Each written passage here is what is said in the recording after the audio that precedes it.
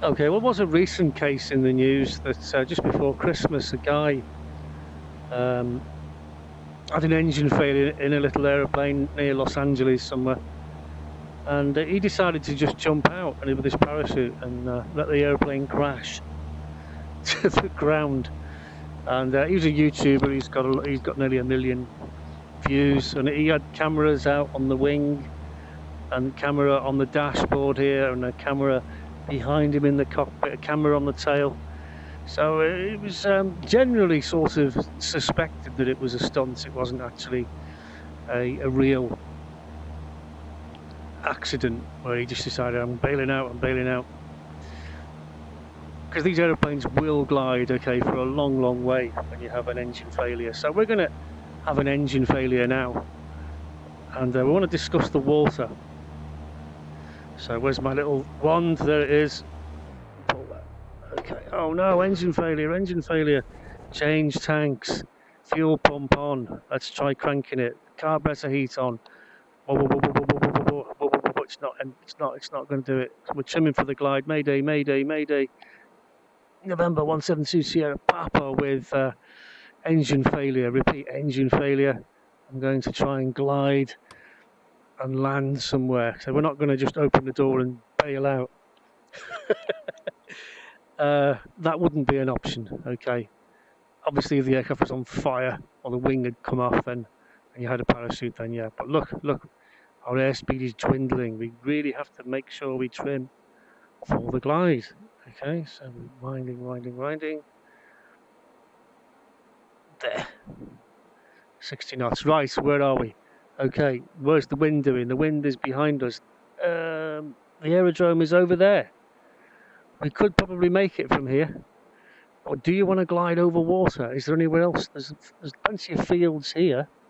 We could definitely make a landing here.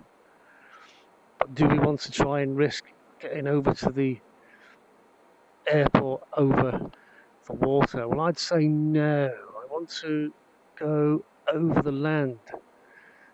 But then if I go over the land, will I make it back to the airport? So these are the decisions that you've got to make. So altitude, I've got 3,000 feet. I've got 60 knots. I'm going to go for it. The wind is coming from my right.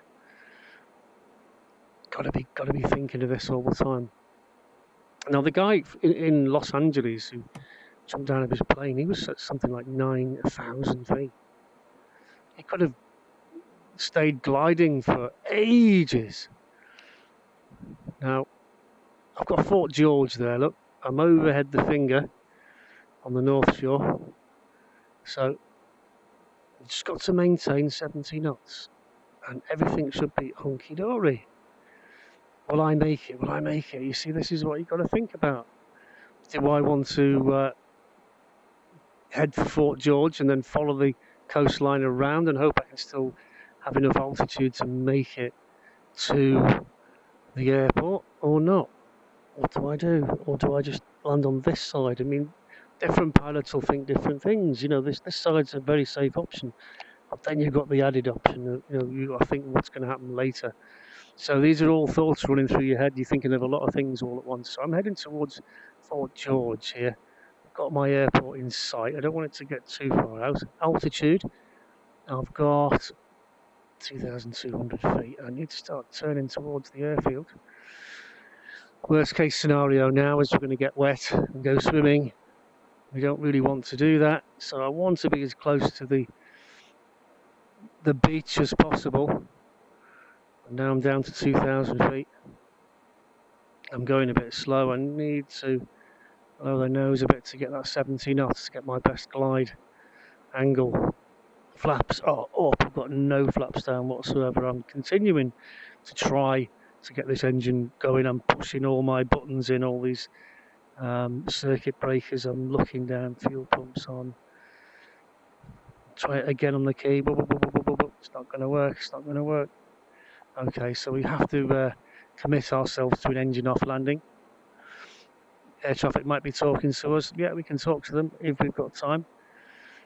So we're coming in from the north. We're over the water at the moment. We're at 1,500 feet, and we're going to try and make it back to the airfield. So at any point we feel we're not going to make it to the main runway, we can turn right and we can land anywhere. Look, we've got disused runways, we've got grass. I reckon we're going to make it. I reckon everything's going to be cool here. But I'm not using any flaps because that'll make the aircraft draggy. And look at that compasses thing, gyro compass has failed, artificial horizons failed. So we can't rely on them at all, it's all visual. And you may think to yourself, well, what happens in the dark if this goes on in the dark? Well, you're pretty stuffed, actually, in the dark. That's the answer to that question. If you do my PPL course on the Cessna 172, we cover night flying and engine failures in the dark. As per the flying school, that's what they will teach you. Okay, I can turn in a bit now because I'm really still at 800, 700 feet. Don't want to drop any flaps until I'm 100% that I'm going to get all the way in there onto that runway. Last thing I want to do is put flaps down and fall short of the runway. Okay, I'm 100% happy. I'll put one stage in. I'll put 2 stages in. Okay, we're right at the top of the white arc now, which is the flap lowering speed. At the top of the white arc, we will be going too fast. We'll rip the flaps off. No, it won't rip them off, but you can damage them by going too fast. Okay, so here we are. We are there. Look, we have arrived. So just keep the aircraft flying just above the runway.